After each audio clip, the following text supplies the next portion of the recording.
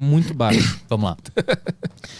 Hoje, a gente sabe, do ponto de vista neurocientífico, ou seja, como que o nosso cérebro funciona quando a pessoa está em um episódio de depressão.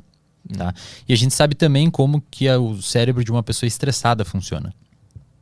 E hoje a gente descobriu, isso já é muito bem caracterizado na literatura científica, nos artigos científicos, em revistas científicas, que uma pessoa com depressão, ela tem o organismo dela e o cérebro dela reage de forma quimicamente muito semelhante a uma pessoa que está em estresse crônico. Ou seja, uma pessoa... Não é aquele estresse que você surta, mas é sempre uma preocupação, é sempre uma reatividade emocional às situações do dia a dia. Então você fica muito explosivo às vezes, ou você fica muito incomodado com coisas que antes você não ficava.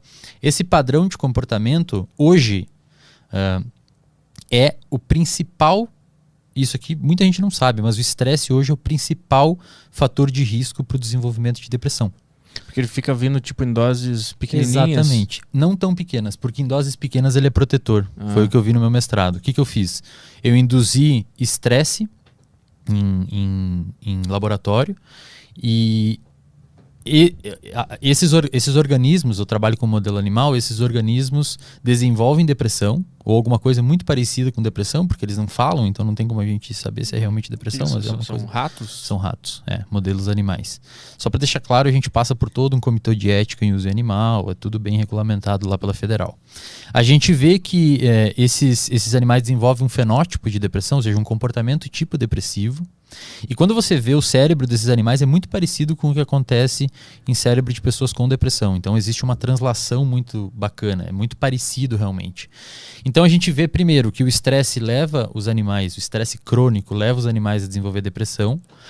E eu mostrei, outros pesquisadores já mostraram, eu também repliquei esses dados no meu mestrado, que se você submeter esses animais estressados ao enriquecimento ambiental, o que é isso? Você oferecer exercício físico para esse animal, você colocar Lego, caixinhas para eles fazerem casinhas, um ambiente um pouco mais enriquecido em estímulos, esse enriquecimento ambiental previne o desenvolvimento de depressão nesses animais. E aí você me pergunta, mas como que previne? O que acontece? É por várias vias. Mas o principal ponto que os pesquisadores argumentam é que quando você oferece um ambiente um pouco mais complexo para um organismo viver, e agora vamos pensar em humanos, tá? Quando você oferece um ambiente um pouco mais complexo para os organismos viverem, eles têm que se adaptar àquele ambiente. O nosso sistema nervoso central ele é basicamente um órgão, o nosso cérebro, junto com a nossa medula, é basicamente um conjunto de regiões que permitem com que a gente receba estímulos, codifique esses estímulos e emita um comportamento frente a esses estímulos.